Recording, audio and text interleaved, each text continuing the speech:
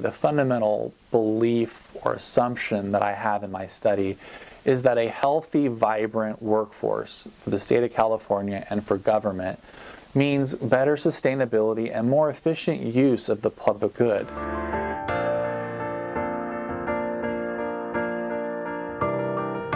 My name is Dr. Jeffrey Mrizek. I'm the Dean of Effective Practices at the California Community College Chancellor's Office. As a Dean, I help students by developing career technical and education programs. I work statewide over 114 community colleges in the state of California. We focus on guided pathways, which is to help students find paths to all the different types of career opportunities that they may find in the workforce. It's important to note that when we're developing skills and we're developing programs and we're guiding students to these guided pathways, that they're understanding where the opportunities lie and where the career paths are that will actually end up for jobs and will eventually help drive and grow the economy. We have apprenticeships and many ways that students can find opportunities for economic stability and social mobility around occupations that they find interesting. My job at the California Community College Chancellor's Office is to oversee over $900 million in workforce and economic development. Those dollars go directly developing middle skills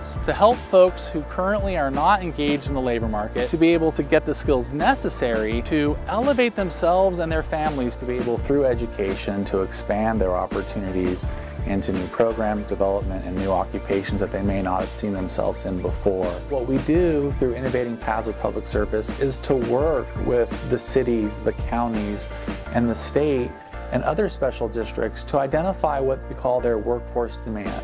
And we look at our Guided Pathways agenda, and we look at the student success programs, and we look at some of the data that drives around how we will deliver these changes and improve people's lives. What we see is an opportunity to basically create upward mobility and to allow people to have greater economic freedom. The key to my success was the fact that I was able to lean on my family, and that was a significant challenge to be able to maintain balance at home as well as be able to be effective at my job and take on the rigors of a doctoral educational process. That was definitely a challenge, was managing those priorities. At times I felt a big sense of guilt that I had taken a deficit from my children's time, although I believe that in the future it will pay a legacy to them, and so it was an investment.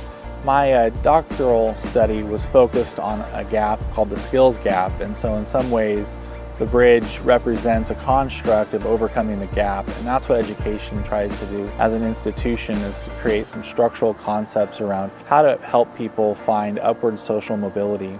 Education is definitely a path out of poverty, and what we know is that poverty can negatively affect educational outcomes. So the key is to identify how we can partner higher education and make sure that we are readying the workforce at all levels of government, and then making sure that we know which jobs are in most demand and make sure that we adapt our programs to meet the needs of those employers in the region.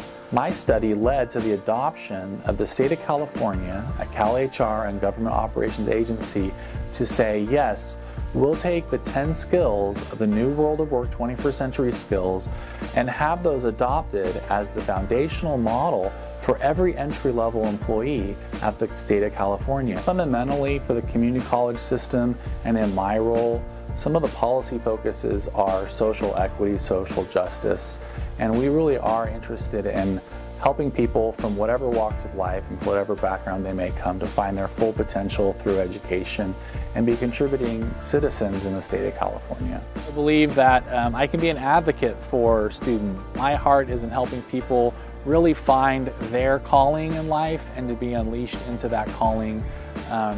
As a leader, I want to form new leaders, and I'm always looking for the opportunity to provide the same hand up that was given to me on my way up.